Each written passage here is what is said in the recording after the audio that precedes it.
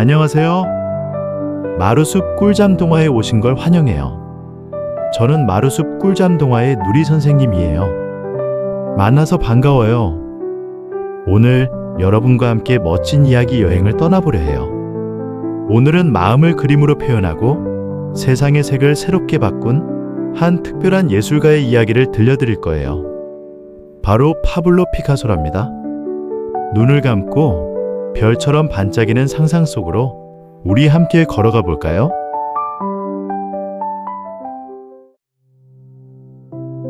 아주 오래전 스페인의 말라가라는 작은 마을에 한 아이가 살고 있었어요. 그 아이의 이름은 파블로 피카소였죠. 피카소는 아주 어릴 때부터 그림을 정말 잘 그렸어요. 5살 때는 비둘기와 고양이를, 7살 때는 아빠보다 더 멋진 그림을 그렸죠. 그의 아버지는 미술 선생님이었어요. 아빠는 아들이 그림을 그리는 걸 보고 깜짝 놀랐어요. 이 아이는 정말 천재야. 그리고 말했지요. 이제 내 붓은 너의 것이란다.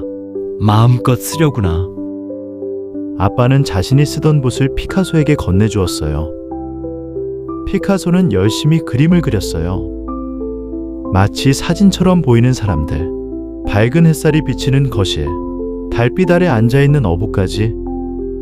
사람들은 어린 피카소의 그림을 보고 감탄했죠. 하지만 피카소는 말했어요. 그냥 똑같이 그리는 건 누구나 할 수 있어요. 나는 내 마음을 그리고 싶어요.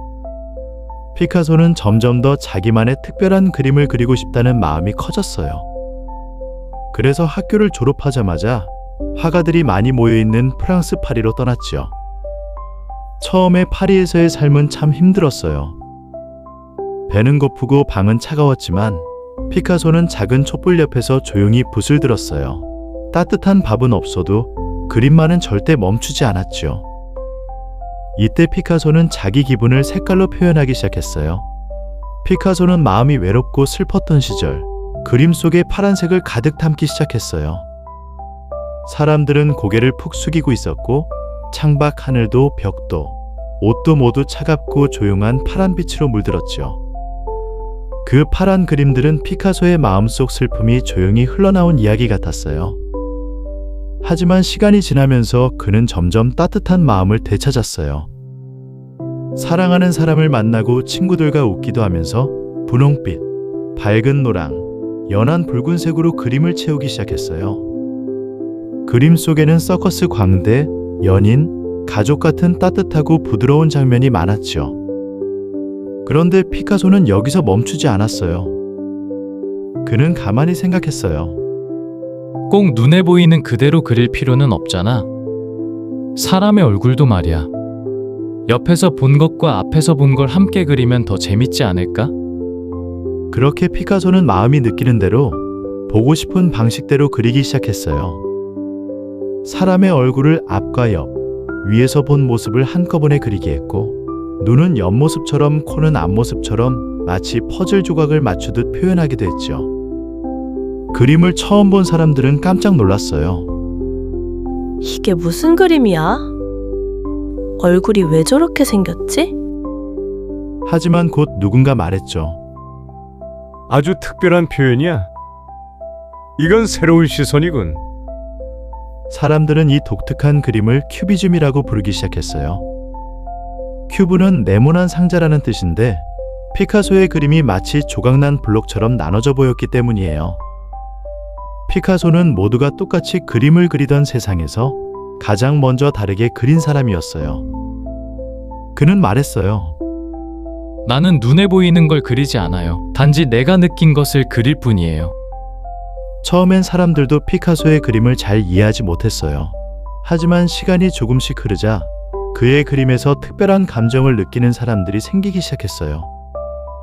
피카소는 그런 사람들을 위해 자신의 그림을 직접 보여주는 전시회도 열게 되었어요.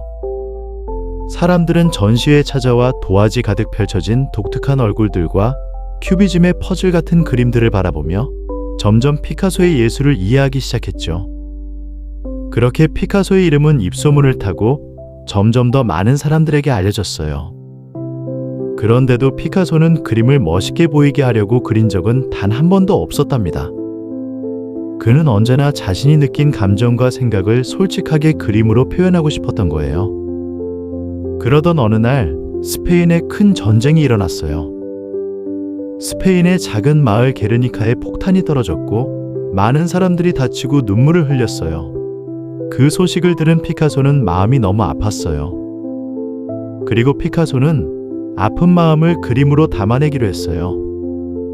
그 그림의 제목은 바로 게르니카. 아주 커다란 종이에 검정, 회색, 흰색만 써서 무너진 집, 울고 있는 사람들, 겁에 질린 눈빛의 말까지 마치 종이 위에서 울음소리와 외침이 들리는 것 같았죠. 피카소는 이 그림을 통해 말로 하지 않아도 느낄 수 있도록 전쟁의 무서움과 사람들의 슬픔을 세상에 전하고 싶었던 거예요. 피카소는 말했어요. 예술도 세상을 바꿀 수 있어요. 그 이후에도 피카소는 끊임없이 새로운 시도를 했어요. 도자기 그릇에 얼굴을 그리기도 하고 색종이처럼 종이를 오래 붙여서 재미있는 그림을 만들기도 했죠. 이렇게 새로운 방법을 계속 찾아서 그림을 그리고 또 그리고 했어요. 피카소는 90세가 넘는 할아버지가 돼서도 그림을 그렸어요.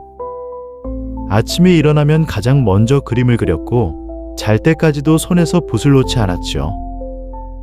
나는 하루라도 예술을 멈추고 싶지 않아. 그게 피카소의 진심이었어요. 피카소는 매일같이 그림을 그리고 또 그리고 살아있는 동안 무려 10만 점이 넘는 작품을 남겼어요. 그만큼 그림을 사랑하고 자기 마음을 표현하는 걸 멈추지 않았던 사람이었죠. 피카소는 그림만 남긴 게 아니에요. 피카소는 그림뿐 아니라 자신이 느낀 생각을 짧은 말이나 편지로 사람들에게 전하곤 했어요.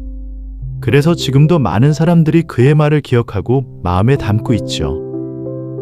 모든 아이는 예술가예요. 문제는 그 아이처럼 남아있는 거예요. 그 말처럼 피카소는 아이처럼 자유롭고 솔직하고 새로운 시선으로 세상을 바라보며 살았어요. 어쩌면 피카소는 세상을 바꾸려 했던 게 아니라 마음속에 있는 진짜 나를 찾아가고 있었는지도 몰라요. 그림을 잘 그리는 것보다 마음을 담아 표현하는 것이 진짜 예술이라는 걸 아이들에게 알려주고 싶었던 거예요.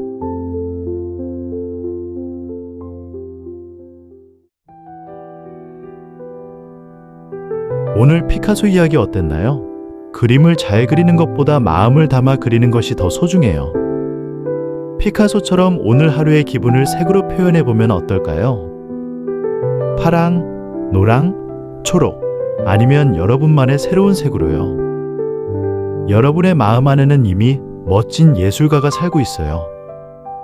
오늘도 자유롭고 따뜻한 꿈속에서 나만의 세상을 그리며 잠들기를 바랄게요.